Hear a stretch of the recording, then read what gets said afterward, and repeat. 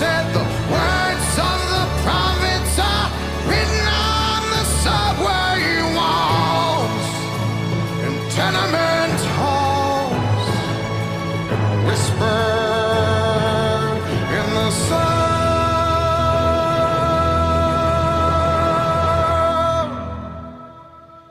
of silence.